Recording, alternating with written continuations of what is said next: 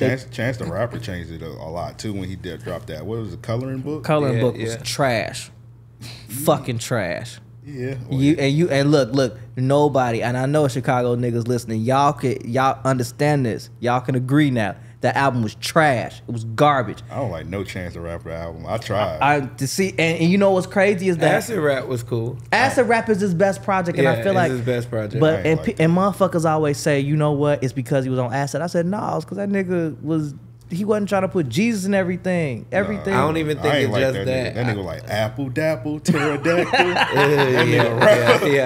He was saying scream. He like ah. Yeah, I don't know. That's my favorite ad lib, but I ain't even finna hold you. I was like, nah, bro, y'all got this. Nah, that's a great ass ad lib. You had to get into the aesthetic. I did like that once. He did his old ass album. Like, what was it like? 10 Days. 10 Days. He had that song 22 Offs or some shit like that. 22 Offs, where he just like rap with like 22, 20, something like that. It was like the bar pattern. It was like what was the Jay-Z song back in the day? 22 Can I Kick It? Can I Kick It is the song, but 22 Twos is it was like his version of like the Jay-Z shit, and like that was fire. But like I ain't really mess with Chance like that. So y'all want to know a fun fact about Chance the Rapper? Let's get it. So, all right. So I had a teacher when I went to school because I have a degree in audio engineering, and I ain't gonna say my teacher's name because might get implicated for this shit, but he helped Chance with 2 projects. He helped him with 10 Day and he helped him with Acid Rap.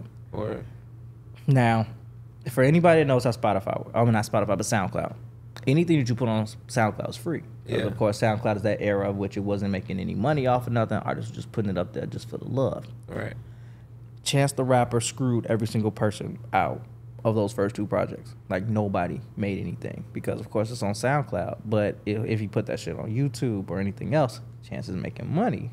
But Chance makes the money. Nobody else makes the money. Everybody went. So 10 Day was made because he was suspended for 10 days. Mm-hmm. Everybody helped on it just for the love of it. And then he blew up off of it. Nobody made no money. Acid Rap comes out. He of course got the same producers, got the same amount of help, but more money. Nobody got paid up front because of course where was it going? Right. SoundCloud. So when Chance the Rapper makes Coloring Book, this is supposed to be his coming out album, pause, for him coming to the industry. None of them niggas still got paid, which is the crazy part. So niggas got paid when, of course, Coloring Book came out because he was like, all right, well, I want people to, show love, do this, do that. But I think the conversation that he had with Jay-Z changed everything for him because Hov wanted to sign him. Vic took the deal. Chance didn't take the deal. But the conversations that Hov had with Chance and Vic were 2 different things. And you could tell because Vic didn't blow up the same way as Chance did. Vic went off and ventured off on his own. And actually, I think that was a time that once that deal went through the floor with Chance, Vic and him stopped talking. Because I think Vic wanted Chance to sign the Hov, and Chance said no, he didn't want to. He wanted to stay independent. Yeah. And I think Hov, because he was the one that came out with this whole start your own label shit, back in the 90s. Yeah, I always wondered why he picked Vic over Chance. I was like, Chance was more of the star, but that actually makes sense. Chance said no, he wanted to stay independent because Chance knew that there was more money being independent. So Hov told him how to do it. So he didn't also just have the strength of Jay-Z, he had the strength of Kanye West because Kanye West helped influence what he did for Coloring Book. And I know for a fact, and there's a blueprint to winning a Grammy. You don't win a Grammy for your albums. And I need people to stop looking for Grammys being this thing to which it's about your music. It's never about your music. It's how outstanding were you. The key word is outstanding. Yeah. So how were you outside, with your promotion? How are you in front of people? How are you being remembered? Because the Grammys isn't decided by people. It's decided by a group of governors. So imagine the way that they do it for our elections is the same way for the Grammys. So if you've ever won a Grammy, that the first pool is you have a bunch of, audio engineers, producers, artists who can vote on an album. As long as you won a Grammy, you are in the committee. You can vote. Next, it goes to the group of governors. Now, every single state has a set of governors. It's set up of 12 people. My teacher was a governor, so he was the one who helped and explained to us how the whole Grammy process works. It's a group of 12 people, and they all vote on from every genre. They give in their votes to the actual Grammy Association for their votes on who they think should win the Grammy. Count those votes up, that's what gets the Grammys. It's not the mass vote, 'cause the mass vote only decides who makes it to the governors. The governors make the final decision. That's the electoral college, is the governors.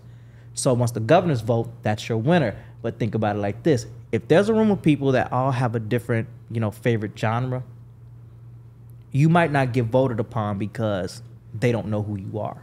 Yeah. Right. So if Chance the Rapper stood out throughout the whole entire year, and he's the only name that anybody recognizes in the hip hop category because, oh, he gave money to the city. Oh, he started this initiative to, get independent artists on the radio. Oh, he saved SoundCloud from going down.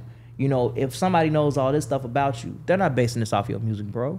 They basing this off of, I seen his name before, so I'm gonna put him and make him the winner. That's how a lot of people get screwed.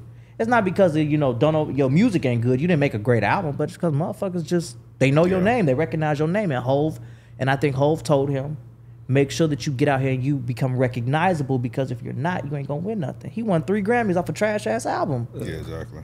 A garbage album won. And they changed the rules for him too, because like it was before mixtapes couldn't get nominated. Yep. Right. And then as soon as he dropped Color Ray, they're like, oh yeah, mixtapes get nominated. And I think they done changed it back. I don't think a mixtape been nominated since. Nope. They legit just changed that rule for him. Because he made such it was a huge initiative about allowing SoundCloud artists and SoundCloud streams to count towards, the overall acceptance for a Grammy of what could get you to win. Right.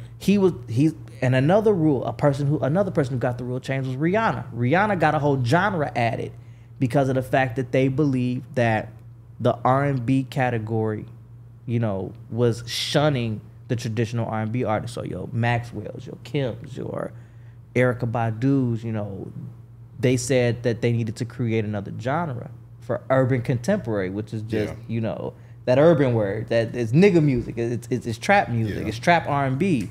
So Rihanna was the very first